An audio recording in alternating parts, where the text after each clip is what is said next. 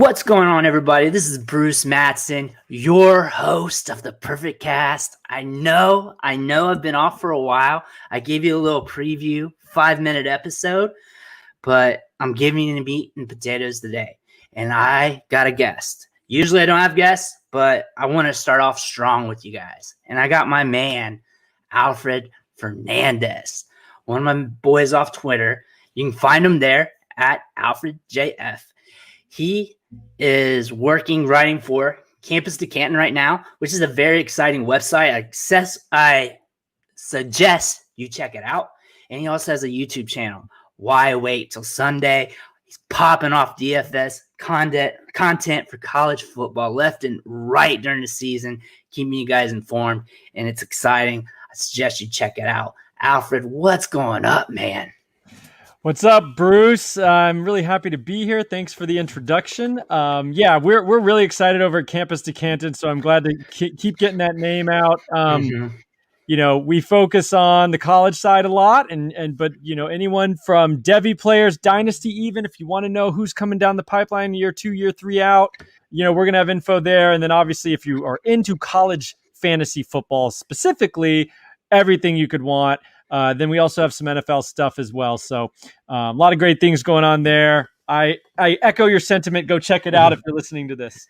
Yeah, when I first saw the site come out and then I saw you guys starting to pump out content, I saw the avatars with the Burgundy, the Ron Burgundy-esque, the Redskins looking avatar with the C. And I just really thought for a second, I was like, that's kind of genius. That's part of the niche that hasn't really been hit or exploited yet. And I was kind of excited for you guys, seeing your guys' avatars pop up and seeing that you guys had a good crew and seeing all the content come out. I was really excited for you guys. Yeah, man, it's been fun. Definitely learning a little bit differently. I've been writing now for probably 3 years, but embarking on your own website with a group of guys and trying to, figure out more than just writing articles. Like, how do we, create a product? So it's been fun. It's, tickled the brain in a different way. So it's a good time. Heck yeah. I've also seen you do some stuff on Clubhouse lately, and that's something that I haven't been able to do. I'm Team Android, so I'm locked out. So I noticed Twitter has been trying to emulate that, but they haven't been successful. And well, they might be, but I don't know. It just doesn't look very optimal the way they do it. And there might be some other chat platforms, but it's been gaining a lot of steam. I see a lot coming out, but really, from what I see from the Twitter side, I kind of know what it is from word of mouth, but I have not have any visuals on it. Yeah, there is something going on with Twitter. I've seen it. They call it, I don't know what they call it, but it's kind of up there where the fleets are, and you can see there's people talking, but it's not the same. I mean, Clubhouse really is great. It is coming for Android, I'm almost certain. So hang in there. You're going to be able to get on there. But it's a really fun way. I found that, it's just such a nice, it's live, obviously. It's not typing, it's only audio. So you're interacting with someone in real time, as a conversation like we're doing now. And so I found, like, honestly, I sent out some tweets today about, we're going to talk about him, or 2 days ago, Rondale Moore. He had his pro day. I sent out some tweets, and you get just some nasty stuff back. You get people being sarcastic. Everybody wants to, put out the tweet that's going to get retweeted because it was such a good burn or something like that. You get people who, in my opinion, they're not being genuine with their conversation. They're trying to just be a spark plug. And I've been guilty of that too. But on Clubhouse, because it's like a real conversation, I mean, you get people who have conflicting opinions, but in my experience so far, it's real productive conversation. You're not getting someone who's just trying to come in with a sick burn, some sarcastic comment. So I really like that because it's really actually interacting with people. And it's been a fun platform to mess around with. Yeah. That's awesome. And I'm pretty sure if someone does get out of hand, you can just mute them or kick them out of the room, right? That's pretty much. And you can probably make someone a moderator where they're just chilling and they just click the buttons while everyone else talks. That's exactly right. That sounds like a fun thing. Could they potentially be recordable at all? Because that'd be cool as like a replayable feature. Yeah, I don't know what they have in the works, but that is a thing right now. It's not recordable. Someone actually mentioned the other day because we had actually a really fun conversation Mm-hmm. on Rondale Moore and Elijah Moore, who we're going to talk about today. But it would be nice to record, yeah, and to go back and be able to listen. They're probably going to add that. I mean, obviously, it's still in beta. I mean, I don't even think Mm-hmm. it's even like full on what they want it to be yet. And obviously they need to include Android, which is going to open it up for much more worldwide stuff, because Android, I think, is actually worldwide Mm-hmm. more users than iPhones. So it's going to get bigger. Yeah, that's when the floodgates will probably start to open. They'll be able to take on more people, and that's when things will go real big and followings will really start going through Yeah, the I mean, roof. I got on there. I think it still might be invite only. So I heard about it, and I actually just tweeted out, like, anybody have a Clubhouse invite? And some guy I never talked to before was like, I got you. And I was like, okay, great. And Oh, so that's sweet. I jumped in there, and now we've interacted on Clubhouse and stuff now, because Mm-hmm. I was really appreciative that he gave me the invite. But I just saw a new platform, and I was like, I'm going to give it a try. So I got in there early, and no one was really talking too much about fantasy football. Now we've got some DLF people. Ryan McDowell's in there frequently, and we got Mm-hmm. some people doing a lot more. But when the first week I was there, I mean, I didn't see very much at all, and so I started a club, that's going to be college football focused, because I haven't seen hardly anything there. So it's nice to be first in a space. I mean, I'm sure I'll get Mm-hmm. overshadowed eventually, but it's kind of nice to have Yeah. a spot that is not so many voices the way like Twitter and everything else is. Yeah. What's your thoughts on Twitter lately? Because it's been like kind of flooded, it feels like, compared to like 2 years ago. Yeah. Well, and I kind of started fully being, I mean, I guess you could call an analyst or whatever in the Twitter Mm-hmm. space about 2.5 years ago. And I get a little disillusioned with Twitter. I used to think it was the place to be, obviously, Mm-hmm. but it just seems that I don't want to complain, but you asked, so Mm-hmm. I'm kind of It's all I good. have these followers, and when you first get on there, I had like 100, and they were all Mm-hmm. friends. And then I started writing. I started getting some stuff. I got in a retweet group, because that's what everyone does when they first start out. And I built up to over 2,000 followers, which still is small potatoes, but to me, it felt like a big deal. Mm-hmm. But I don't even think I interact with more than like 150 max, maybe 100 people pretty frequently. So it's like you have all these followers, you think you have all this range, when you tweet something out or whatever. But I think most of it just gets fall on deaf ears, or it's people who are following you, but they don't really care what you have to say. So to me, it's like false sense of, scope of your reach. And so I've just focused on, I'd rather have people who really care what I have to say, Mm-hmm. want to engage with me. I totally don't worry about followers anymore. And Twitter feels like, at least fantasy football Twitter, I'm sure every niche has its own issues, but it feels Mm-hmm. like a bunch of, here's how I think about it. Twitter is a place for all of us creators to throw around ideas, make fun of each other a little bit, get a little snarky, but Mm-hmm. kind of brainstorm ideas, and then we need to take it somewhere else, I think, to reach the general public, because it's all a bunch of us creators trying to talk to each other, but no one really wants to like read my stuff, because Yeah. they're their own creator, they have their own stuff they're trying to create. Yeah, I've noticed similar things. I'll put a link out, and compared to like when I even had like less followers, or there'd be less people even on Twitter, it get less traction even. And I feel like it's became like this bubble, and it's kind of bursting, and it's going into other facets. Like you got Clubhouse, you got TikTok, you got message boards, you got what are Dispo chats or whatever those are called. Discord, yeah, Discord. Discord. I've seen one pop up, and they had so many people on it. You have Reddit that's been big forever, and Facebook group chats are pretty big.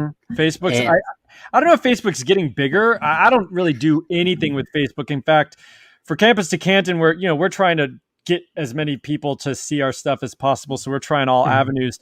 And I just today was like, hey, maybe we should think about Facebook, because I haven't been yeah, on Facebook in like 15 years. yeah, I have been ignoring Facebook forever as well. I have an account, but it's just like a, away from me. I don't use it. I Yeah. deleted the app, and mainly it's just because I just don't really like anybody from my hometown. I don't want to interact with them. I go to Twitter because I want to interact with them, and then it gets overwhelming. So I go over here to interact with these people, and then I just bounce around. But I try to stay away from the people in my hometown the most. Yeah, I mean, I've found that, like, I think the thing with Twitter is too, and this was actually in a conversation the other day that I was in, but it seems like, I mean, you don't always know who you're talking to, or even if they're a real entity. I mean, maybe there's someone playing a part. Maybe there's someone who's just like, I want to be this type of character, so they create an account. You don't always know if you're talking to a real person. So, Clubhouse, you're talking to a real person, and Discord, if someone's in a Discord, they're just their own person. So I think that's a little bit of an issue with Twitter. I'm skeptical of everybody. I'm unless you have like, I know you're real, even though you have Mr. Perfect Avatar, but like, if you don't have a real picture, at least you're not putting some videos out there to like, I know you're an actual human being. I get real skeptical. Like, am I even talking to someone? That's real. Yeah, I feel the same way. I just look at it as like I'm talking to a picture, and these are just pixelated numbers and letters coming at me, and it really makes the interaction a little hard because it's not really personable, and you don't really know the person, but you still want to be nice to them and interact because there's something over there, but you don't know what it is really.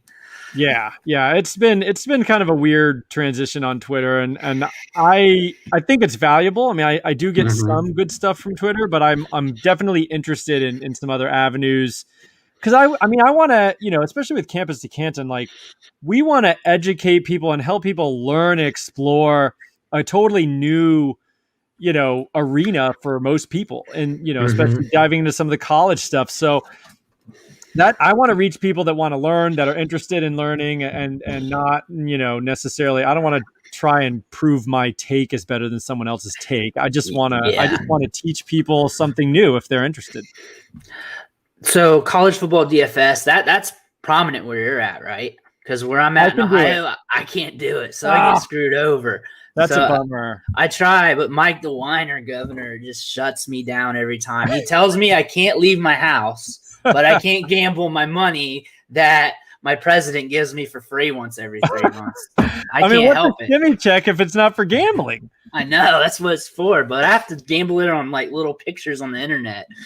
Top shots. Top shots. At least you have your top shots. That's not illegal where you are. I can do DFS in Georgia, or college DFS, and it was basically something where as I got deeper down the rabbit hole, we were talking off air, you're into Devi. I was into Devi. I started dabbling in the Campus to Canton, where you have an entire college fantasy roster. And so I had to know these players because I was like, I'm going to do this league. I'm going to know the players. And then I'm like, well, I know Fresno State's quarterback is actually like sneaky good. Maybe I should play DFS. I don't know who else knows that. It turns out, guys are sharp and people do know, it's not free money, but I do think there's a bit of an edge because there's not a lot of information. So if you do your own information, you kind of have an edge over some of the, casual folks that are just throwing lineups together on Saturday morning. And then I was like, if I'm doing all this research, maybe I should share it. So then I started the podcast, and it's been fun. I'll tell you, the only thing that's really a negative about the college DFS is injury and injury reports.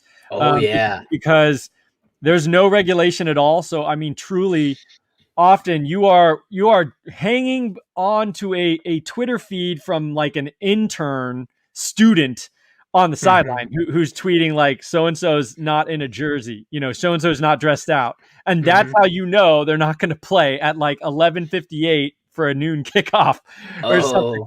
It's brutal. I mean, I've definitely lost some money on stuff like that. So you do have to weather that storm. But otherwise, I think there's definitely some edge to doing your own research, or if you listen to me, rather, because there's still people out there that are just, I mean, sometimes there's guys not playing in games that are like 9% owned, because people don't know. So there's some wiggle room there for some edge. It makes it easier for the edge, or not easier, but like a different standpoint for the edge, because it's not like NFL where air yards are now accessible, target share and all that stuff. Those numbers are harder to get. So it's kind of, since they're harder to get, or harder for like that that person is a little better in casual to really step in, do that research, and get those numbers real quick to make a quick decision. It takes more calibration to set those lineups, which makes it cool. Yeah, absolutely. I mean, I think a little bit of my calculated wager on this too is like that. I think as name, image, likeness stuff starts getting bigger, and potentially players can be marketed, and that's just going to make the college game more accessible and more marketable. And so I think it's going to get much more awareness around the college game in the next 5 years. I don't know when it's going to happen, but I figured I might as well start now and get used to it, because it's probably the market there is going to get bigger. Because I think people just don't know. They're not familiar with the players. I mean, people don't know that Hawaii's quarterback is actually an amazing dual threat, yardage monster. But he is. And he's probably not going to be an NFL guy. But in college, he's a slam dunk play. So, but as the game gets bigger and more national instead of regional, I think that's going to change.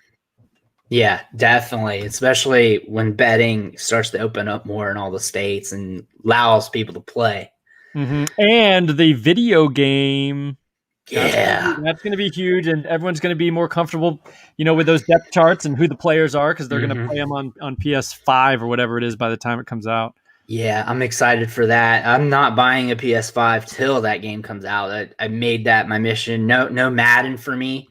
Other games. I don't have time for Madden, but I will make time for NCAA for sure. Yeah, I've been playing NCAA 12 since June. I've been trying to take Western Kentucky to national championship levels. I've gotten to some high-end bowl games. I love it. I'm starting to get 4-star recruits now, but the building has slowed down for me since content season is really pumped up. So, but it's funny in Dynasty and Devi, content season actually is the off season, and then in season, it's kind of like you're watching what you've built in the off season just play out. There's not a lot to do.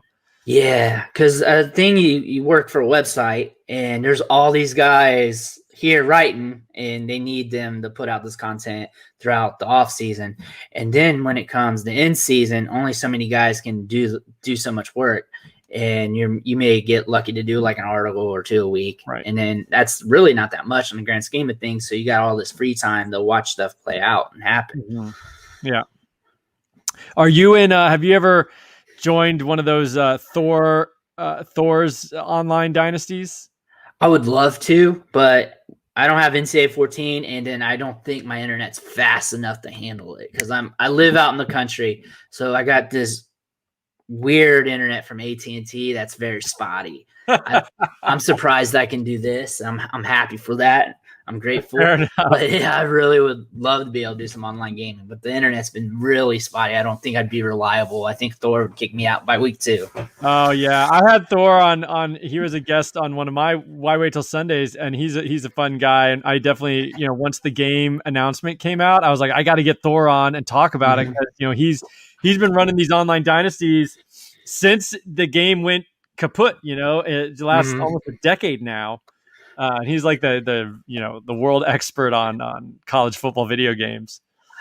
I watch a lot of people play NCAA 14 on YouTube, like a lot. So I do that more probably than watching TV. That's probably one of my favorite things. There's some guys I actually follow, and they just have channels where they just do their dynasties. Oh man, yeah, it's fun. I mean, I haven't done it on YouTube, but like in college, I mean, I would watch all my friends play. Like that would be like a thing we did. Like on a Saturday, we just like, drink and watch each other play NCAA and then recruit and all that. It was so fun. Yeah, I remember in 2007. It was on PS2. I mastered the user catch. Actually, one of my buddies showed me how to do the user catch. And then you time it just right. You just don't drop any passes. You just run a streak, and you time your user catch just right, and you just catch it. And then after that, no one would play with me ever again, just because I just toss it up. Yeah. And it doesn't matter. I just throw rainbow balls or yellow balls or whatever. Pretend I'm Ryan Fitzpatrick, toss it up, and no matter what happens, it was over. Yeah. I never mastered the user catch, but that would be pretty devastating if you could always time it right. Took some hours of practice, some days of practice, but it happened. Yeah. That's awesome. Yeah, I mean, you just recruit like a 6'4" receiver, time to use the catch, and you're golden. It didn't really matter how good they were. Like it'd be like North Texas, and you'd take them to the national title game, and it'd be on Heisman, the hardest mode, and once you got it.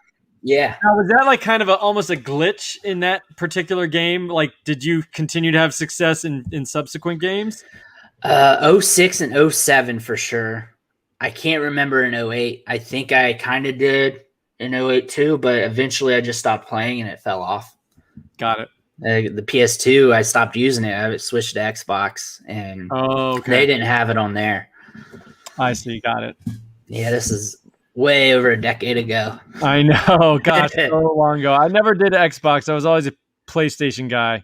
Oh, yeah. I'm kind of like a mix. I like switching back and forth. I was Xbox. I was PS2 before. I'm probably going to switch to PlayStation. Yeah. Speaking of college football, we had some devastating news today with George Pickens. Oof, yeah. The ACL. That is just disheartening. I don't like seeing that kind of stuff in the offseason or ever, but like just getting that random picture of the news pop up on my feed and just seeing it really takes the air out of your tires, especially for the day for some reason.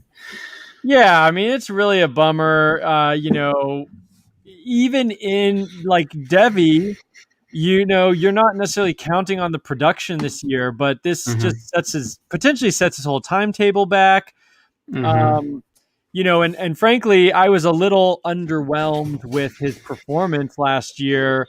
I know they had some quarterback issues, but I wanted to see a little more from him even last year. So then I was hoping, okay, junior season, is he going to just come out and be a true alpha? And now we won't get to see it. So certainly really disappointing. And then the question is, we were talking in the Discord today, is he going to come back or is he just going to go straight to the NFL now? We may not see another college snap from George Pickens. I don't know. It really muddies the water for him. Yeah, especially you don't know if we will see another college snap. And last year was kind of murky. But you still saw the promise here and there, and then the year prior. And I just really wish we had that gangbuster season on his profile. Yeah. To really go with what we saw on the tape. I really wish we had that. But I mean, he flashes plays that, he's like, I've heard him comp to like, AJ Green. And he flashes plays that you're just, it's all you could ever ask for. I mean, that layout play against, I think it was Cincinnati in the bowl game, 50-yard bomb, full over the shoulder, full extension, catches that stuff. You're just like, you can do that at 6'3" or whatever it is. I mean, it's beautiful, but the whole, like you said, the whole body of work, the gangbuster season where he just dominates from week 1 to week 15. It's not there. It hasn't been there. In fact, Jermaine Burton, a true freshman, kind of matched him. When JT Daniels elevated that offense, Burton came in, and they both traded off big weeks. It wasn't only Pickens, and so it's a little concerning. I don't know. Here's a thought, and I know we go along with we talk about this with prospects all the time, but since let's say he comes out for the draft next year, he just says that's it, no more college football snaps. Since we've seen him play like awesome on the field, like a stud player, stud prospect, we've seen the glimmers on tape. You can't get away from that. But he didn't have that gangbuster season. Do we take that away from him, or do we just put him in with the top guys again, or do we discount it? What's your thoughts on that? So I have a decent amount of George Pickens, both in real drafts and also I found myself taking him a lot in mocks this season because, David Bell's gone ahead of him a lot. People liking Garrett Wilson. Some people even have put Chris Olave ahead of Pickens because of last year. And I still think, like you mentioned, his ceiling, if he hits his ceiling, he's the best receiver in the class. I mean, there's no question about it. The question is, how confident are you that he will hit his ceiling? And that's where I come in and I say, I'm not super confident. Now, at some point you have to take a big swing on the ceiling because, you're choosing between George Pickens, who could flame out, versus a guy who, even if they, hit everything you want them to be, they're still not quite George Pickens. So at some point you say it's worth the risk on the ceiling. But anyway, to answer your question, I am discounting it because we haven't seen the consistent season yet, and Georgia's had some rough QB play, but we've seen receivers with bad QB play still dominate. I mean, Tylan Wallace this year had a true freshman at quarterback. He had some other guy when Spencer Sanders was injured, and he still was just overwhelmingly dominant when he was playing. And we haven't seen that from Pickens. So is it a head thing? Is he not concentrating every play? I mean, I don't know exactly what it is, but he flashes, but he hasn't been consistent just yet, and that's concerning. Yeah, and especially with a class that's going to be super deep, and you can just be safe with a Bell or somebody else and just go that route. It just really depends on how things shake out when we get to that first round, if he even comes out next year. But when we get to that first round of rookie drafts, how that's going to look.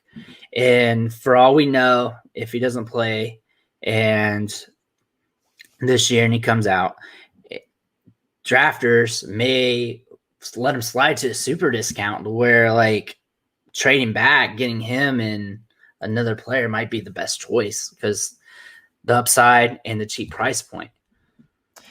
Yeah, let me just check my my receiver rankings for that class as it stands right now. So I think Pickens, you've got your Bell. I think Garrett Wilson jumps ahead of him right now. I think you got to put Treylon Burks ahead of him at the moment because Treylon Burks' ceiling is huge as well. Yeah. And then you've got Chris Olave, who's going to be a senior. And some people might put him, but I think once you get to that, I don't think Wilson can fall much below like wide receiver 1, 2, 3, like 6 max. I mean, maybe wide receiver 5. I'd still take Pickens over Drake London if he comes out, over Hazelwood. We don't know what he's doing. And then after that, you get into like Zay Flowers, John Mechie, maybe Khalil Shakir from Boise State. So that's group of 5 type guy. So, I mean, he's not going to be worse than wide receiver 5, in the class. I can't see that. Even if he doesn't step foot on the field at all, I'm taking the upside after Treylon Burks and maybe Chris Olave. I think paying for him at wide receiver 5 and probably in some drafts where people are skeptical, you may get him cheaper or you may go a little earlier. I think that wide receiver 5 price point is a good deal for him considering what we saw on the field. I'd love that. Yeah, I mean, I think that'd be a real nice number for him. And he may not fall that far. I mean, people still may put him at 3 and he may go mid-first because there's only going to be about 2 running backs probably. Next year's class is rough. I mean, there's going to be like maybe 5 really good players, and after that, it's going to fall off. Unless some running back comes out of nowhere like Javonte Williams did this year. Yeah. But yeah, I think that would be a nice value. And at that point, the guys you're going to take after him, I'd still rather Pickens. Even if he does nothing, I'd still rather the upside play at wide receiver 5. Yeah, because when you select Pickens, you got wide receiver 1 potential. You got just straight stud, untapped potential that could get better. And he's shown that he's been a top Devy aspect since he stepped on the field pretty much. Like it's like I do this thing I also obviously look at age adjusted market share and all that, but I also think of players like, okay, were we talking about this guy as a freshman at least? Were we mentioning him? How are we thinking? Like, was he getting mentioned a lot on Twitter? Was Devy guys talking about this guy? And we've been talking about him from the jump, and that I value that. Yeah, I think you're right. I mean, that just kind of shows you that it shows you that these guys aren't coming out of nowhere. You want guys who have been talked about. For one thing, it means that they're going to probably have safer draft capital. I mean, if people have been talking about guys since they were a freshman, by the time they're going to the NFL, they're not, fresh on the scene, and they're going to get high draft capital. So all that gets baked into your projections, I think. Yeah, definitely. Definitely. I'm looking at Pickens here, and I'll just pump our website, campus2canton.com. But we brought up market share and stuff. So his weighted dominator, which is takes into account, I think, 80% of your market share of yards and 20% your market share of touchdowns. So it kind of skews a little bit more towards yards. And then we can plot it on an age-adjusted graph here, and this is our app on the website. But we're the only site that I know of that you can look at guys who are not NFL eligible yet on this on the app. So we've got Pickens, and as a freshman, he was well above the line you want to see. He was like 25% of the team. And, you want to see at least 20% as a true freshman. And then as a sophomore, he actually dipped a little bit, still over 20%, but maybe more like 22%. And then we'll see, we won't get to see a year 3. So, his freshman year was super promising. Sophomore year, but, I don't know. They started, Stetson Bennett, DeJuan Mathis, who's he? And it wasn't for a while until JT Daniels showed up. So it was a wonky season at quarterback for Georgia. But so, that graph is not exactly what you want to see, but we can still hang on to that freshman season for now. Yeah, definitely. And he loved the tape, and maybe he comes back for another year and just blows it up. Yeah, and he could do that. And I think at that point, we wouldn't penalize him too much for being a senior because of the injury.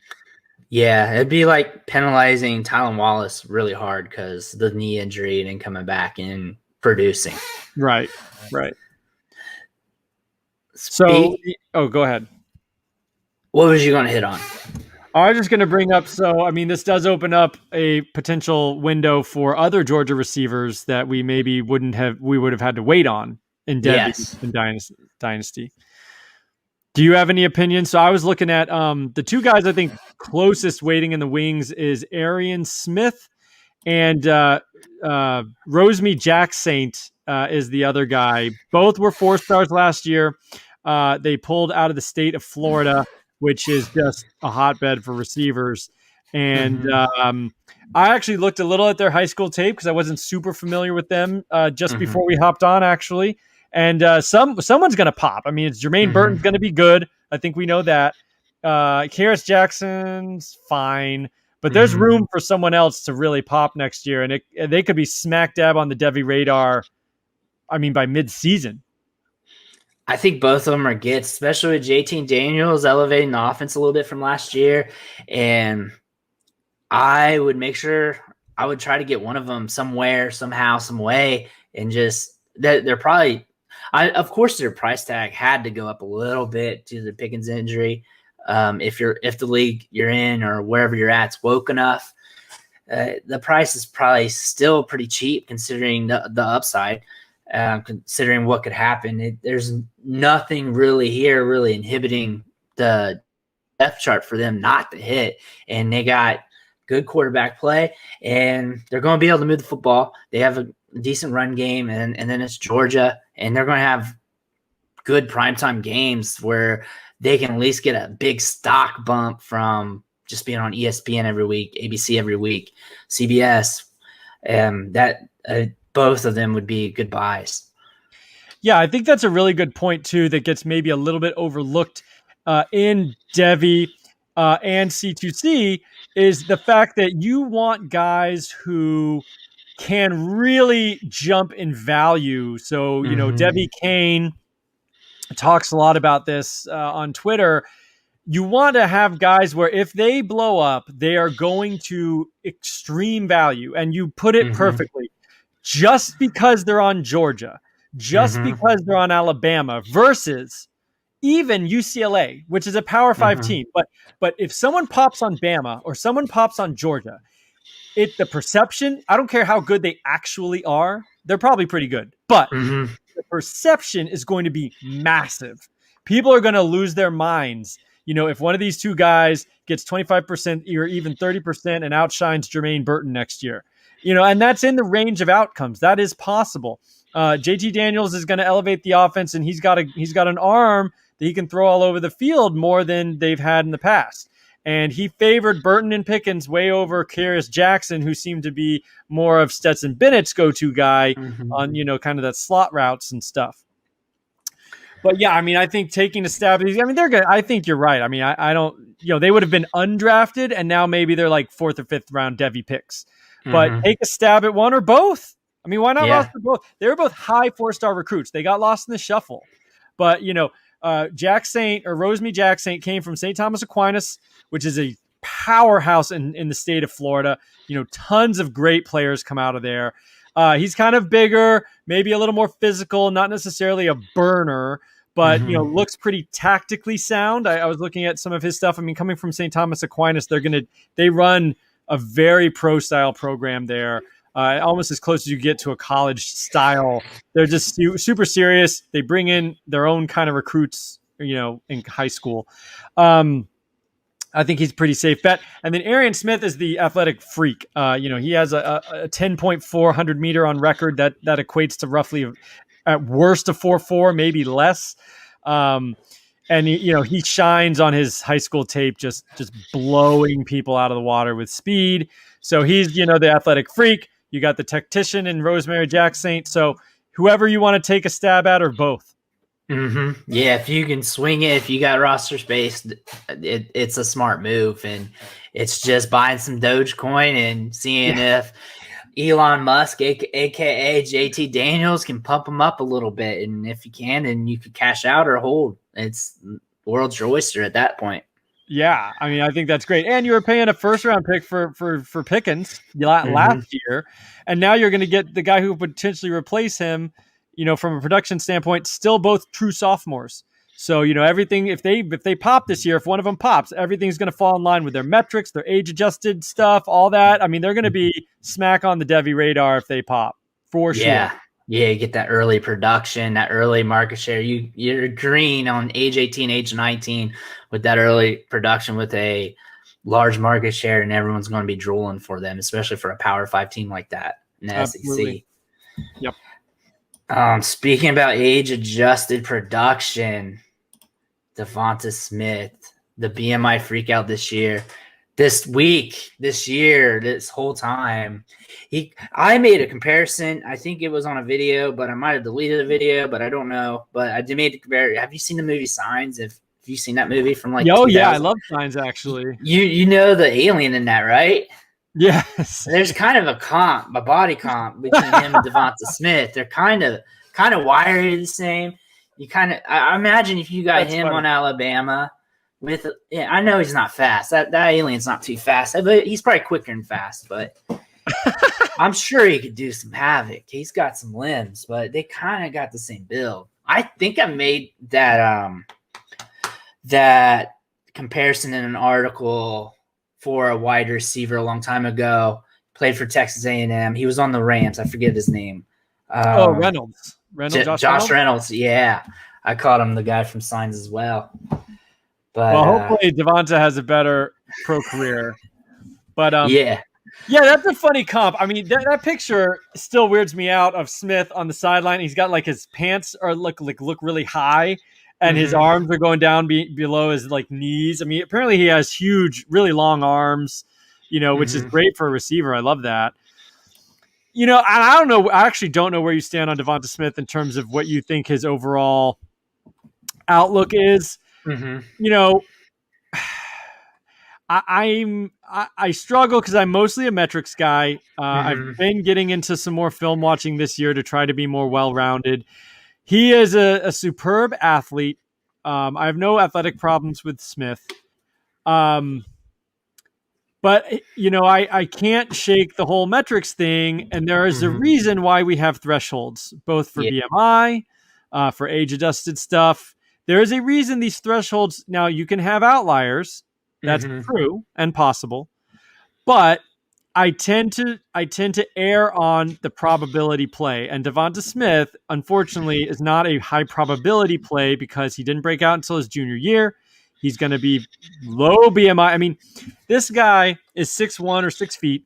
So he's not short. He's fairly tall, actually. But he's verbally telling people he's 170. Yeah. So is he 165? I mean, when's the last time we saw a guy that size do anything of note in the NFL? Like, it just, I don't know what to think. I mean, it just doesn't happen. Why doesn't it happen? I don't really know. That's what the thing is. People challenge, people make fun and they make these snarky comments like, oh, he's only 170. He can dominate in college, but he can't dominate in the NFL. I'm like, well, history says that's true. So I don't know what to tell you. Like, Yeah. it sounds like it sounds too lazy to dismiss a guy who just won the Heisman because he's 10 pounds short, smaller than you want him to be. But there's got to be some underlying issues because historically this has not happened before where he's going to come in and be a consistent wide receiver, even a consistent wide receiver too. So, I mean, he's great. He's a wonderful route runner. He looks awesome, but he didn't get really good until his junior year. And this weight issue is I don't know. I mean, can you get thrown off your route too easily? If a guy gets a hand on him, no one could touch him in college.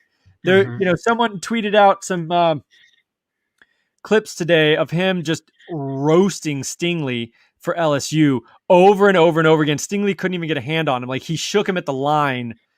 But in the NFL, is a guy going to get a little closer and get a hand on him? That's going to be an issue. I mean, I don't know. He should be able to do everything, right? And I'm rambling because I think this is a really interesting thing. What are your thoughts? I think he's a great talent, but I am real skeptical. I just don't want to spend a high rookie pick on Devonta Smith. Yeah, so I was like you. I really didn't know what to think for quite a while. And then, what was it, the other day on Twitter? Things blew up on Twitter with his weight. The guys were comping him the Hall of Fame players, and other people calling him straight bust. And it really just hit me when I was watching everything go on. And what I feel like he's very risky due to the metrics, age-adjusted production, all that, older prospect, the weight issue. And then I look at his resume from what he did this year. Obviously, I can't deny what we see on tape from him. And then I see where Big Draft Media is ranking him. I see where the NFL obviously is valuing him at. And I feel like if I'm going to put my chips on anywhere in this spectrum, I think he's probably going to be an all right NFL player. But I don't know if I want to put money on him being a fantasy asset consistently for a long time. I think he's going to have maybe a couple seasons of good production, but a bunch of seasons where it's like, and then do I want to spend a 103, 104 when I got Rashad Bateman, Rondale Moore, Elijah Moore, Jamar Chase? Do I want to take that risk? And then I see that middle ground. And do I want to risk him, put those chips in? Because there is a chance that he could blow up because it's like in his prospect profile, but it's kind of like smaller. But there's also that chance where he does not hit that threshold from his late breakout, older age, weight, all that stuff, all those red flags. Those could blow up on us. There's a chance for that. There's a chance what we saw this year that could blow up on us. But when you look at both spectrums, I think they're probably going to gel together, and he's going to be somewhere in the middle. Maybe you're lucky to get a Tyler Boyd out of him. Maybe you're lucky to get something like that. But do I want to pay for that? Do I really want to pay for that? Like Tyler Boyd, we were playing second-round rookie picks. Right. This is a 105. This is a good draft to trade back, and you get two good wide receivers. And this is a league that is inflated with like 50, 60 wide receiver twos. And why draft one that's more than likely going to be a wide receiver? Because that's the odds that a lot of these wide receivers are going to be wide receiver twos. Why not just pay down, trade back, and just get two of them? And then you got odds of one of those guys that more than likely will be a wide receiver two hit and be a wide receiver one. Or you're lucky to get something at all with two, then there's less of a risk. Yeah. I mean, well said. I don't even want to necessarily add on because that's pretty much exactly how I'm thinking about it myself. Mm-hmm. And you said Tyler. I thought you were going to go with a different Tyler because what I've been kind of thinking is, the profile is actually a little more like Tyler Lockett, who was dominant for a lesser school, but still Power 5 at Kansas State, full 4-year player, and dominant. I mean, you go look at his market share. Like, we're talking almost 40% of Kansas State. Like, he was absolutely ridiculous in the context of his own team. I think he was second or third round draft pick. So Devonta Smith's going to have draft capital over him, but Lockett's a smaller guy and an older breakout, but he was actually he was a younger breakout, but still played all 4 years. Has special teams ability like Devonta Smith has, and he's been a nice NFL player, right? He's been like what you're talking about, wide receiver 2. He had some blow up weeks, in the past and this year even. But reality is he's a 2. He's like maybe a premium wide receiver 2. Is that what you want? Exactly like you said, 103 in single QB, 106 in Superflex? Not for me. I don't want to dream on Tyler Lockett with that pick. It's like paying $50,000 for a Hyundai Elantra. Pretty much what you're going. You're going to get a good car. It's going to get you to work. Get the family to Disney World, to the park and stuff. It's going to be nice looking when you're parked at Burger King. It's going to shine nice under the sun. But all in all, it's kind of an overpay for what you can get. Really, I think so. I mean, it's going to be good. It's going to be nice, but it's not really what we're looking for. We want some juice. Yeah, and especially like I'll draft for floor in maybe in the mid rounds of a startup potentially. I'll draft for floor later, maybe. Well, no, I'll draft for ceiling later, but especially for like rookie picks and Devy picks, I only care about ceiling. So I mean, I don't want to pay for Devonta Smith's floor because, like you said, he's probably safe to be a contributor at very worst. But yeah, I don't. He's not going to go where I'm taking him because even if he lasts to like mid-second, which is not going to happen. You mentioned 2 guys I'd rather have. I'd rather have Elijah Moore. I might rather have Tylan Wallace just because I think there's a ceiling there that Smith doesn't have. And that's just my stance. If I'm wrong, I'm wrong, but that's what I think. I feel like we align very similarly on these prospects because I feel like we have similar processes when it comes to evaluation. And I've actually noticed you tweet a lot about Elijah Moore over the past year and a half. I know why you like this guy, but maybe everyone else needs to hear about it. Yeah. So Elijah Moore, when I first started writing for DLF and I started doing some digging into some guys who I was trying to project were going to be, it was before the 2020.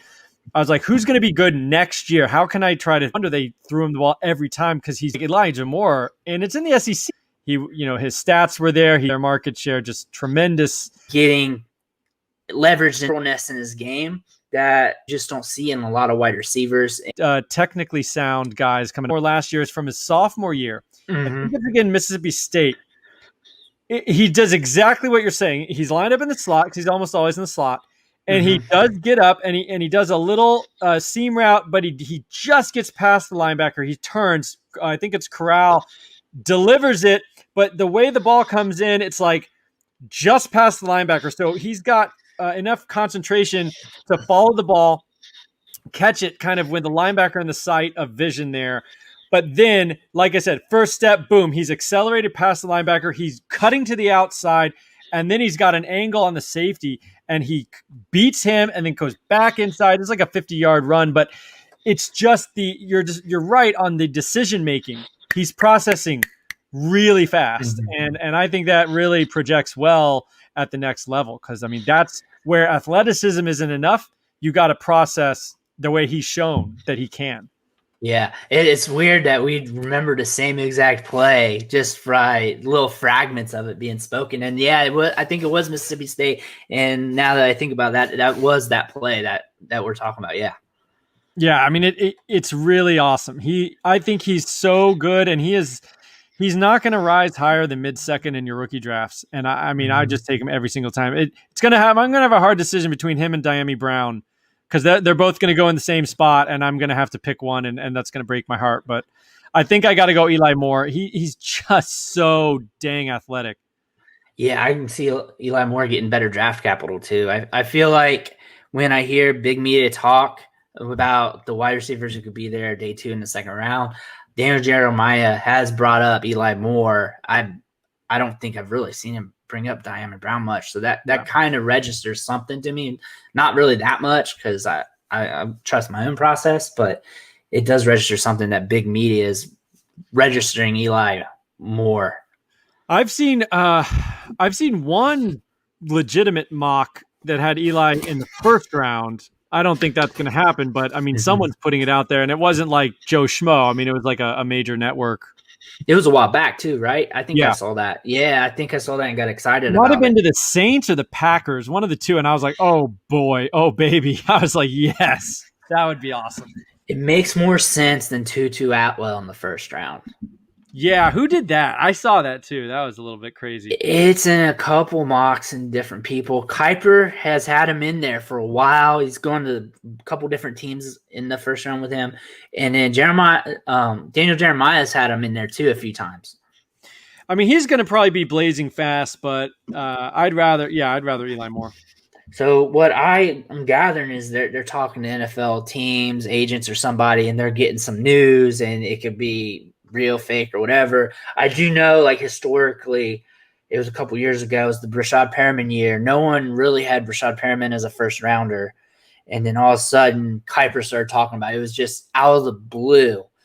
And it has to be, you're right. They get some word on the beat, or some guy leaks something. Because you're right. I mean, these guys, if it's you and me, we're just guessing. But these guys that are working for ESPN, CBS Sports, and stuff like that, like, they have to have connections. They're pulling this from somewhere. Yeah, I mean, I'm sure agents and stuff want to get in their ear a little bit. Hey, talk about my guy, bring my guy up like this. I'm sure that's a dream scenario for them to have their prospect, who's probably got 3rd, 4th round grade, get 5 seconds of a spotlight on there, right, just to boost up their value any way, shape, or form. I could see that. And I'm sure they got all kinds of emails that you got to sift through in the morning while they're drinking coffee. I'm sure. I'd love that life, man. Wouldn't that be awesome? That would be awesome. Just getting Amari Rodgers emails, getting sold, getting asked for lunch dates so you can talk about Jalen Darden. Oh, yeah. That would be the life. Speaking about Moore, what about Rondale Moore? Yeah, this is another hot button, man. We've got two guys, Devonta and Rondale Moore. Both are just like lightning rods for discussion. Mm-hmm. I think I still like Rondale better than Devonta Smith. He's short, and I do. That is a concern because, again, when you look historically, there is not a 5'7" wide receiver who's done almost anything at all. The NFL's changing, blah, blah, blah, but it's concerning to me. Now, I would say if he can be used as a little bit more of a hybrid, not a traditional wide receiver, I think Ray GQ legs tweeted out, like, okay, if you knew he was going to get the James White role on a team, 90 targets, 100 targets, and then 30 to 50 rushes, what would you think? And I'd be pretty interested there. Someone comped him on Clubhouse the other day to a little bit smaller Percy Harvin. I see that in his game a little bit. The yards after the catch ability and the just the terror in open space. He runs like a tank, even though he's good. Even in the NFL, linemen, tight ends, trying to make himself skinny, small, and then pops out. That makes him dangerous for a long gaining time. He's going to be a guy that's just going to be able to score anytime he touches the ball. And the yards after catch, yards after contact, that both those statistics are going to be really, really high with him. Even if he's got James White touches and targets, he's going to be able to turn those into more than James White, especially if he's getting those in space. That's what I like about that. Yes. I mean, I went into the Clubhouse and I was like, let's talk about Rondale Moore. And I gave my spiel and I said, historically, this is concerning. I've never seen a 5'7" player do a whole lot for fantasy. And I was kind of came away from the conversation with multiple people weighing in, Mhm. and I was like, okay, I think I'm back in. I think you guys made some really good points. And Felix Sharp, another writer at one of our co-founders at Campus to Canton, real smart guy. He's like saying, okay, what if he's juiced up, more hyper athletic Jarvis Landry? And I'm like, well, I think I'm in. Think about how Rondell Moore can be successful at the NFL level. I think that really depends on his quarterback too. And it really depends on how he'll be implemented, because I would really want to see him get some low ADOT touches, some screens and stuff, so he gets the ability to get the yak. I also want him to get with a quarterback who also is very accurate downfield, that he gets some quality targets, because you're going to see that speed of Rondell Moore. You're going to want to use him stretcher. You're going to want him to stretch that out. If he's getting ducks 60 yards downfield, what's that worth?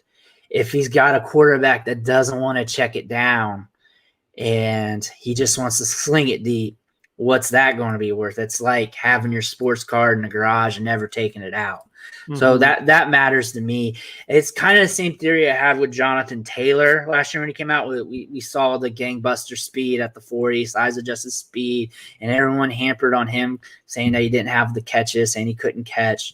And then the thing to think about, though, is if he gets the ball in open space, it gets those checkdowns, then he's going to be a monster in open space. He's going to get the yards after catch. And then that's what we saw this year. And then once Phillip Rivers sees that, he's like, oh, I got me an easy outlet here. Dunk, dunk, dunk. That could be and just get him a lane in open field. I mean, he's an NFL athlete. He can catch. He's not going to moss someone maybe on some elite route, but he can catch a swing pass, for crying out loud. Yeah. And then from there, it's just game on. And he showed it. That's exactly what he did. Yeah. You don't have to moss someone to be a good receiver at running back.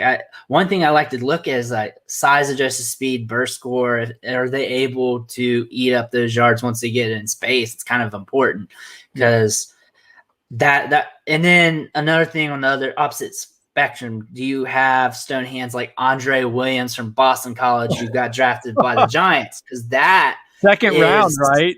Yeah, second round pick. I think so. Yeah, that is what I look for. Are you Andre Williams? Do I compute Andre Williams? If I don't, and then you got a good athletic profile, then I think you're going to be a good enough wide receiver. And that's also something you can develop more as you get older, get more attuned in a new offense, have new coaching. I can't say that they can't do that. So it's not that hard to look at these wide receivers, running backs who can get the yak yards after catching contact and think that they can really juice it up. So I got a question for you. You're talking about Rondell Moore, landing spot maybe. That would be good. I was thinking the other day, Green Bay, if they ever freaking take a receiver, but you've got the quarterback you're talking about. You've got, they need, I think they could really use a hyper athlete like Rondell Moore to pair with the incredibly sound technician of Devontae Adams. You've got another awesome athlete in Aaron Jones, but adding a guy like Rondell Moore would make that offense a lot harder to defend, I think. And you got, Aaron Rodgers can put the ball anywhere for him. That'd be the perfect fit for him. Him and Rodgers, those two would go together. The line starts breaking down. He's moving around. He's got a little outlet there for him, and it's not just his running backs. He's got Rondell Moore over the middle, or maybe out in the flat a little bit. He can just dip it to him if Devontae's covered or something. That'd help him a lot. Even Elijah Moore would be really good in that role as well. They both win in similar areas. Elijah Moore is very multifaceted too. I think that'd be a good spot for both of those guys. I'd like to see one of those two guys go there. That's if the Packers really think they want to have wide receivers or not. Yeah, I mean, we don't need to beat that dead horse, but I don't get it. I mean, they got to. I would imagine at some point they have to do it. Mm-hmm. We were talking big draft and how big media has been valuing guys, and we've been on wide receivers. Kadarius Toney, first round guy for big media. And I know you have similar feelings to me. I'm a Gator fan too, so I can talk about Tony. I mean, I've watched him for 4 years. Bring him up because you'll probably be more enlightened than I am on him. I mean, from his freshman year, we all knew, okay, he was a converted quarterback in high school. And from the moment he stepped on the first practice field, we knew he had these jukes. Okay. We knew he had this incredible ability to start, stop, and make these flashy plays. It took this guy, granted, he was like a kind of a quarterback wildcat guy in high school. It took him 4 years to learn how to be a wide receiver. And as a fan of my team, it was really fun to see him blossom. And it was really fun to see him have this awesome senior year, and he looked great. But this is why age-adjusted production, to me, is not a myth or a fairy tale or some nerdy thing that people behind a spreadsheet want to use. It's because he took 4 years. Now he's finally the most veteran guy on the field. He's finally taken the most reps of probably anyone on the field, and had the most practice time, and had the most ability to get in the weight room, and most ability to learn the college game. And so now he can beat guys who are, younger than him, less developed, et cetera, et cetera. And that's why now when he goes to the NFL and he's no longer has all those other advantages, and he's just a guy in his first year, his trajectory now starts back at zero to me from where he was coming into high school, or from high school almost. And so, yeah, maybe by year 3, 4, he becomes, once he gets adjusted again. But then you're talking about twilight of a career. His trajectory is just not elite. It won't be. I mean, I just don't think it can be. Plus, he doesn't have really a size that I'm really that interested in. He makes flashy plays. When's the last time a route equated to a fantasy point? That's not, we don't care about fancy routes. There's a lot of good route runners that don't rack up targets in the NFL. So he's never been a volume guy at Florida. Even this year, if you look at the metrics of the volume, he had a good statistical year, but Florida threw for 1 billion yards. I mean, Kyle Trask almost averaged like 400 yards a game, and Tony, still only had a couple 100-yard games. Like, his raw numbers look good, but this is why you have to look at market share, and market share was kind of okay.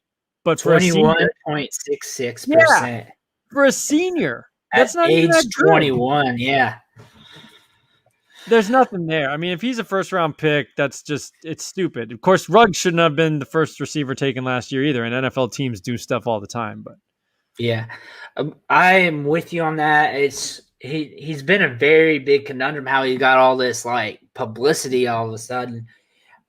I'm trying to figure out how he can prove me wrong this whole time, because I don't think he will. He's got all these flashing lights of bad. It's just, you might as well just write bad on his jersey and just set it on fire. But I don't see it, man. I think he'll be a good punt returner. I think he might give us some nice punt returns in the NFL.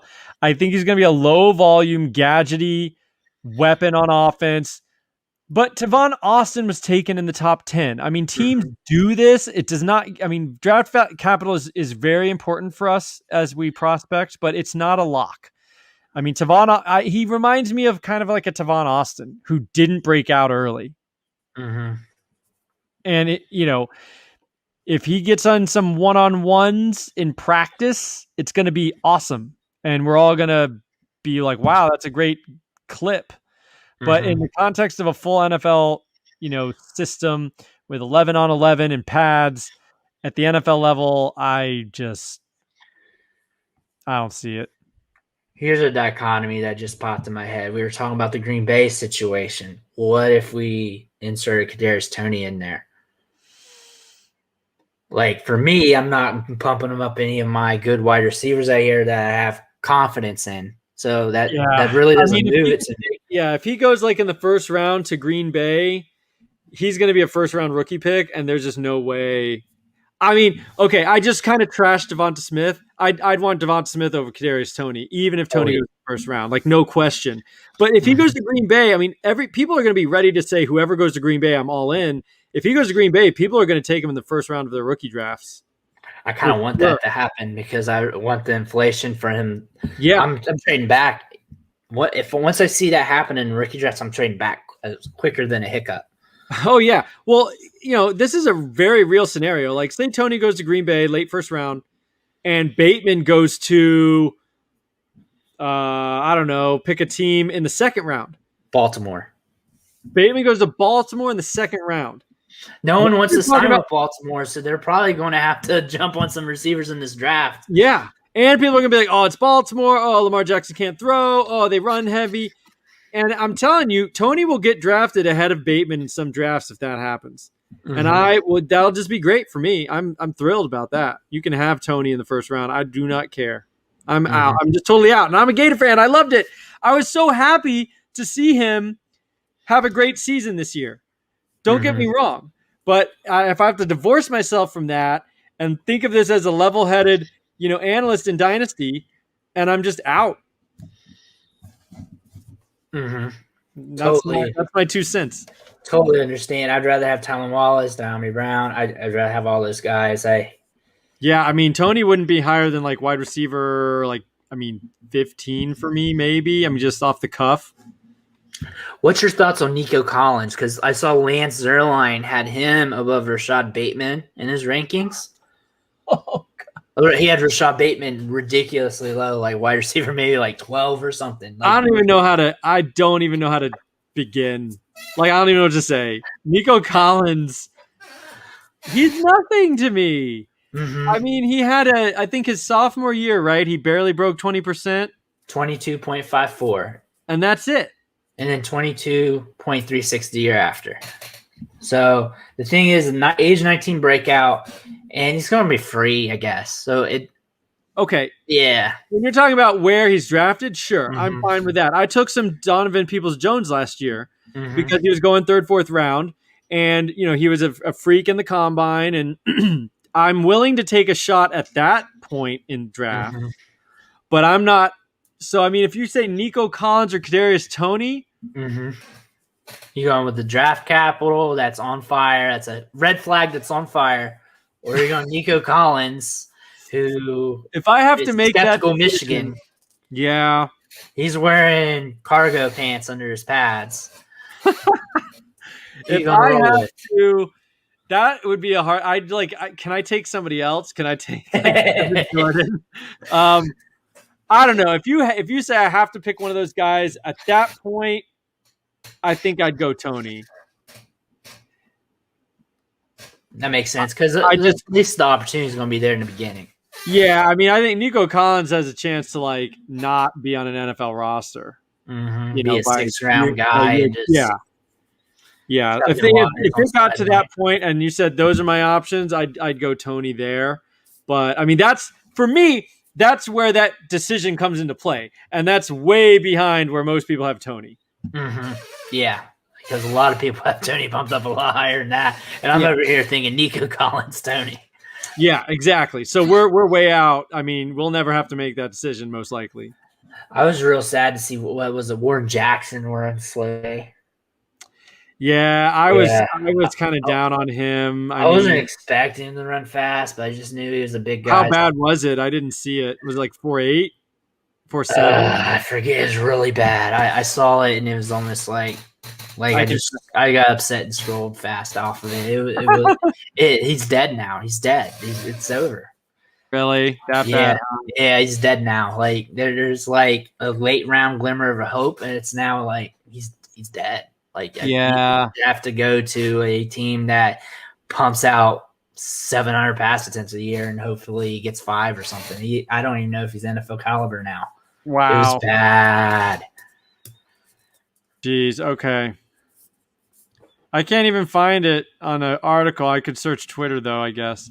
But yeah, well, I wasn't, I actually don't love. I think somebody one time. I used to get so infatuated with like these humongous receivers. Mm-hmm. All right, let's see official results. Jim Nagy tweeted out, yeah, basically 4'7", Yeah. 40, 6'6", 220 pounds. So he's kind of like a tight end, Mm-hmm. like a thin tight end. But anyway, I heard someone saying that they don't like receivers really over 6'2". And I was like, no, I mean, I want that 6'4" monster. But like, Mm-hmm. the reality is, I think I would prefer, especially in the current NFL, like I don't want the big power forward. I would rather a receiver 6 feet, 6'1". And so what Jackson, is tantalizing at 6'6", but like those Mm-hmm. guys don't run well enough. They rarely are able to have enough body control and be quick enough in and out of breaks and stuff to really be good at the NFL level, I think. Very limited short area quickness and very limited range of motion when it comes to making that break from like outcuts and stuff. Yeah. So it's really hard, especially in today's game where it's more of a space game versus like jump ball game, power game, more of deep ball game. It's more of a space, spread them out, get open. Like if Alshon Jeffrey was coming out now, I'm not sure what would happen. He played in a little bit of a different era. I mean, even just 7 years ago. So, definitely, yes. One more topic for let you go tonight, and pretty easy one. Kyle Pitts, where you have him valued? Are you going to just fade him and go more value at the other positions because he's a tight end, or are you just paying that Kyle Pitts-esque premium? So, I think that's a great question. And I do think there's some risk in there with Pitts. Can he be a complete tight end? I mean, he's an athletic freak, and hopefully they line him up out wide and maybe just use him as kind of an Evan Ingram. And I'm still a big Evan Ingram fan. And I think injuries have gotten in his way, but I think he can be very, very good still. So I love Pitts, but here, what we've been talking about all night, right, are these guys who are going to be these receivers that we love in the second round. So, for me, I was thinking about this the other day, like in single QB, I think in the first round, it's like give me Pitts, basically. If I can walk out of the first round with Pitts, or if it's a late first round pick, Bateman, and then the second round get like Eli Moore, Diami Brown, Tylan Wallace, that's great for me, because I love Bateman, but like Chase actually makes me more nervous than I feel like he should, but he does. So like, yeah, I mean Pitts for me just because I love the receivers I can get later. So I don't, but you can't get Pitts in the second round. So I may find myself going Pitts, and I understand that Debbie Kane's giving me some hell about taking a tight end because of the positional value and all this sort of thing. But like, it's not that I think Pitts is necessarily the next Gronk or Kelsey, but I'd rather take a swing on that because I feel like I can get receivers I love later. So why do I need to get the receiver in the first? And then I have to take a receiver in the second because by the mid-second, there's no running backs left, and I don't care about a tight end. Freiermuth to me is good, but Pitts has the next level upside. So to me, I'm in on paying the premium in the first round simply because I can get receivers I totally love later. That's a good thought process. That's how I am. Definitely, I have him over Devonta Smith. And I have him up there with like Rashad Bateman and Rondale Moore. I think at times, I probably still have him as like my wide receiver too, if I have him mixed in with my wide receivers. And then if I'm on the clock and I feel like it's time for Pitts, then my first move before I click that submit button, since it is that tight end risk, I might look to trade back to see what I get. To see if someone else loves them more than me. That way I can capitalize. Maybe 2 firsts and something else. Maybe 2 firsts and a second. You never know. So I want to look at that first because I do know there's a Pitts premium. And I either want to capitalize on that by hitting that selection button or trading out, either trading back, getting a vet. There's two ways to do that. And then also I got the guys funneled behind him that could sway that trade as well. But I feel like I like the value on that, where he's at, where he's located, that I'm willing to chase that upside as well. And if I miss, I'm not really worried that much because I know he's going to hold that value for a couple of years. He's going to be age insulated. He's going to have that draft protege value, pre-draft value, insulation to his prospect profile for the long term. And unlike all those other tight ends where they kind of have a drop in value, I feel like I kind of know that I'm going to be able to trade him and get maybe 80% what I paid, 70% what I paid, move on if I did mess up on this pick. Yeah, I think that's a good way to think about it too. And people are saying as high as 4, to Atlanta. I've seen Pitts going 4 to Atlanta, and so you're right. Look at the guys who have been drafted in the first round. I mean, even Evan Ingram had his 5th-year option picked up, so he's going to have another year in New York. And then you've got Hawkinson. He's going to be a hot name coming into his 3rd year. It takes a little bit for these guys. But if they're a high first-round pick, Fant is now, he's a hot commodity. He finished pretty strong, I think, last year. Even Eric Ebron, who's basically been a bust, but he was a high first-round pick, and he's still strung together some very useful seasons. He had the insane year in Indianapolis, and then last year he was pretty good for Pittsburgh. He was startable in the second half of that season. So I think you're right. Like he's pretty much a lock to be very useful. Not elite. And again, I can get guys I just love at receiver in the second round, but trading down is great. I think this year is an excellent year, unless it's super flex. If it's single QB, I think this year is a great year to trade down, pick up a second. Switch your first, swap your first round picks and pick up a second. If you need to throw in a 4th or something to get someone just to equal the draft picks or whatever, but drop down and pick up a second as much as you can. Because you're going to want a couple of those second round picks, I think. And then in Superflex, though, this is a huge first round year because there's 4 or 5 quarterbacks that can help you pretty right away. So if it's a quarterback premium league, it's the first round is going to be bonkers because there's a lot of quarterbacks that are going to be very intriguing. But in single QB, drop back. Another thing I was just thinking about while you were talking, and this isn't for me, but if I was an impatient owner, manager, whatever, and I freak out least bit of news, or I freak out and sell players once things start to go negative a little bit, I would black out Kyle Pitts' name because there's a good chance that it may take him a while. And if you sell him early, you may be making a big mistake. I think he's perfect for an owner, manager who is willing to wait to week 6, week 8 for a sign of life. Yeah. And you got to know what you're getting into. If you don't understand the tight end game, tight end role, then you may want to just pivot.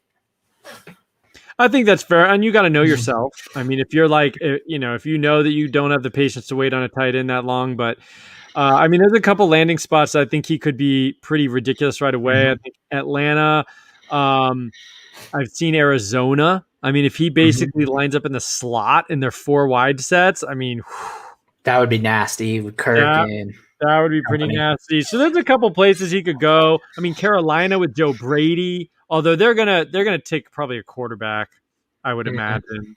But what I don't know. Maybe they trade for someone. I don't know if they trade for Deshaun Watson. Who knows what's going to happen? If they're in a position they don't need to take a quarterback and they go Pitts in the top 10 and they got Joe Brady and you got a new quarterback and you got DJ Moore, I'd be all in on that. So there's a couple spots he could go. What about he won't last this long, I guess. New Orleans, he wouldn't last that long because they just lost Jared Cook. Yeah, that would be a good spot. They would have to trade up pretty high. Yeah, they're probably not going to do that. So anyway, but there's a couple spots that would be pretty awesome. Yeah, Cincinnati. Yeah, I've seen him go. I've seen him mock to Cincinnati, and I would, as a T. Higgins stan, I would rather them do that. I've also seen Jamar Chase. I would not like that as much. And I've noticed some Cowboy shows talk about him as well at 10, even though they need defense and they need to retool offensive line a little bit to reset the clock there. I know the draft show, they've mentioned him a few times of going him at 10 if possible. Don't count out, Jerry Jones. You never know what he's going to do. And they went CeeDee Lamb when you didn't think they were going to go wide receiver, and that's a good possibility. And they just signed Dak, and probably one of the promises they made to him when they were making that contract, trying to get him the sign, was probably, hey, we'll boost you up any way possible. And what's the best way to do it is a Kyle Pitts. And I actually would love that a little bit, because I think people would be like, oh, there's too many mouths to feed. But the facts are, Zeke's, I think, on the downhill. And then, after next year, Gallup's going to be gone. So then you're looking at Amari Cooper headed to 30 years old. CeeDee Lamb, of course, is there for the long term. But as soon as 2022, Pitts could be their number 2. I mean, you don't. So people would be like, there's too many mouths to feed, but that could change drastically in a year. Yeah, real quick. And that'd be a nice discount by a couple picks to be able to get him. Yeah. Well, I want to thank you for coming on the show. It's been a blast, man. Yeah, no, this was super fun. Thanks for asking me. I'm glad to be, I don't know if it's your first guest ever, but one of your first. That's super fun. It's first guest on the kind of, like I say, reboot. I've had some guests a long time ago and off and on periodically from there, but on this reboot, the first one. So glad to be. That's an honor. Thanks, man. Thanks for having me on. And I want to thank everybody for listening. Make sure you catch me on Twitter at Metric Scout. Catch Alfred on Twitter at AlfredJF. Make sure you hit up Campus to Canton and his YouTube show, Why Wait Till Sunday, and jump in some of those clubhouses with him. And I'm sure it's a good time. I can't get on there. I'm Team Android, but I will be one day. Yeah, and I actually have some invites. So if you're listening to this and you want to hit me up on Twitter, I'll shoot you an invite if you want to get on Clubhouse if you're an iPhone user. And Bruce, when they go Android, I'll save one for you too, bud. Awesome. Thank you. Well, again, I want to thank you guys for listening. I'll catch you guys next time.